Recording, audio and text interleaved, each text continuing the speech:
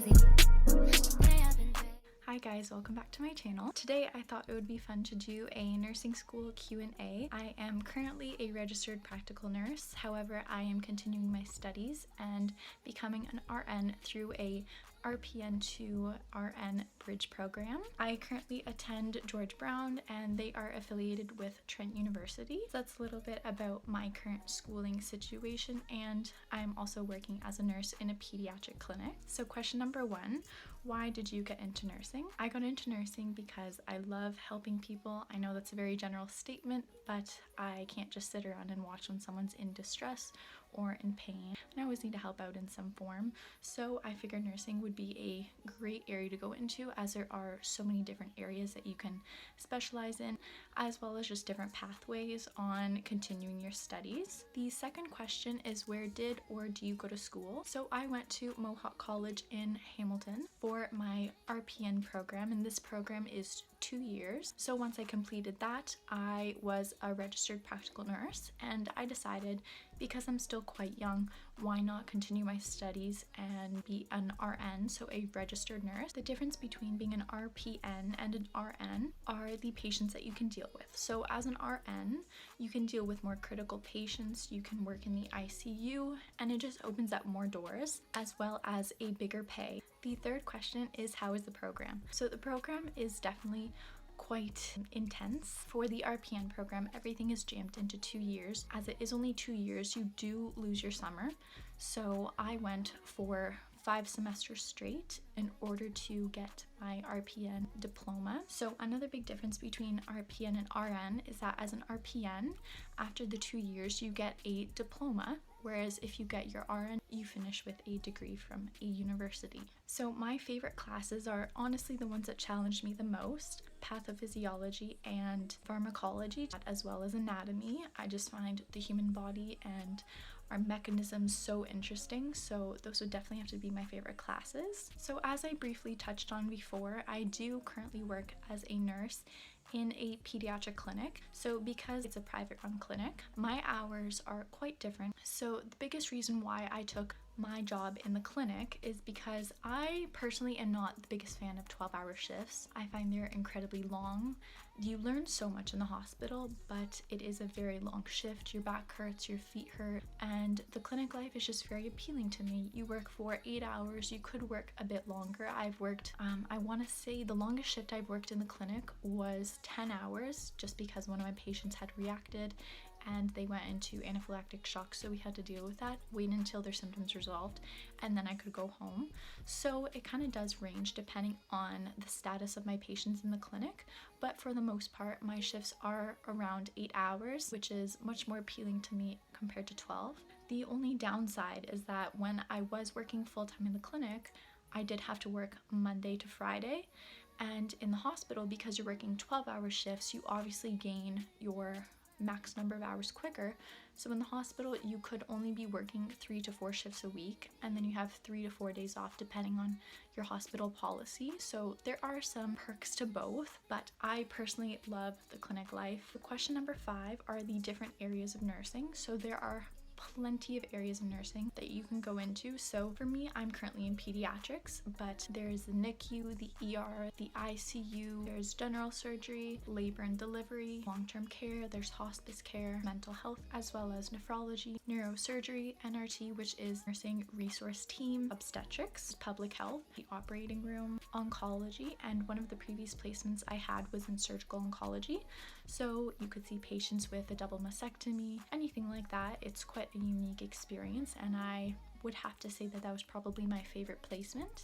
And those are just a few of the different areas of nursing, but there are plenty more. So in a hospital, there are different color codes. So anyone in the interprofessional healthcare team or anyone working in the hospital knows these codes. So to start off, a code blue is for cardiac arrest. Code pink is for a pediatric or neonatal cardiac arrest. Code white is for a violent person or hostage. Code red is smoke, fire, or fumes. Code black is a bomb threat. Code yellow is a missing adult. And code amber is a missing child or infant. Code brown is an internal or external incident involving hazardous material. Code gray is a loss of utilities. So if the internet is down or the system where we document is down, that would be considered a code gray. Code orange is a mass casualty reception, and code green is facility evacuation. So question number 7.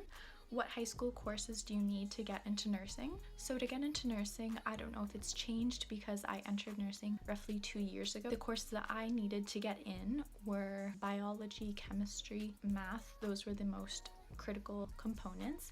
However, I also did have to take placement tests before getting accepted, as well as a Casper test. So for the placement tests, I had to take an English and a math placement test just to see what level I was at, and that would indicate which class I would take and if I needed to take one, or if I was proficient in English and math and I no longer needed to take it. That test was, I believe, a few hours.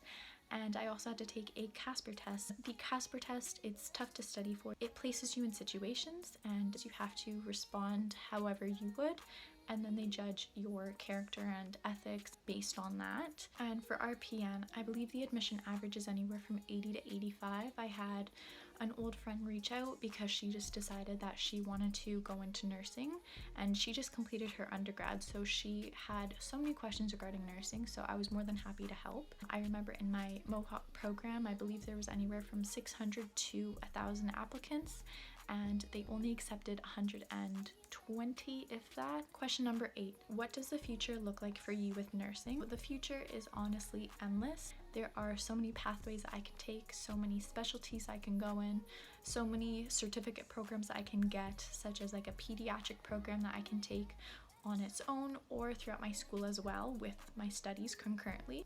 And in terms of continuing my studies to open up even more doors for my future, I could also get my master's in nursing. I would become a nurse practitioner if I take that specific master's program, or I could take a certain course and become a nurse anesthesiologist, which is very tempting to me, but the schooling for that is an additional 4 years. So I am very tempted to get my master's in nursing and become a nurse practitioner. Personally, I see myself working in a clinic or an urgent care center. I definitely would like to remain in pediatrics as I love working with children, so potentially a pediatric urgent care center or even an ER. Question number 9. What do you do to not get attached to patients? So this is a tough question, just keeping it very professional with them. So if a patient asks me about my personal life, I kind of just refrain from that. Obviously each patient is different, but in the hospital I just always think back to what is required of me, what I need to do, and just stay professional. Question number 10. How do nursing shifts work? So nursing shifts, they work in a variety of ways. So in a hospital, if you're working a 12-hour shift, you would start at 7 a.m.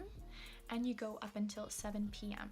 So at 7 a.m., normally you would be on the unit at 6:30 to 6:45 just to kind of get yourself prepared, find out what patients you're getting, and also get TOA from the nurse that was working the night shift or day shift before you. TOA, the nurse pretty much just tells you everything you need to know about the patient, such as their mobility status, their cognitive status, how their day went, their current medication, if they have any like critical lab values, everything about a patient that we need to know. I personally haven't been in hospital for a while now, but at the end of the 12-hour shift day, you give your last medications, you do some more charting, and then you are responsible for giving transfer of accountability to the nurse that is covering you. And for 8-hour shifts in a clinic, 8-hour shifts are also in the hospital as well for certain units, but I only have 8-hour experience in a clinic. I personally go into work at 7:30, and because I'm still in school and working part-time, I normally clock out at 12. So I'm only there for around 5 hours, but it is a lengthy morning to say the least. So at 7:30 a.m. I go into the clinic. I essentially just open up every document that I'll need for my patients. I don't fill anything in. I just like to have it in their chart. And as I see patients, I fill in the documentation. We have clinical trials going on. We have skin testing, OIT patients, so oral immunotherapy patients. Essentially, I just see patients back to back up until the end of my shift, which is 12 o'clock. So question number 11.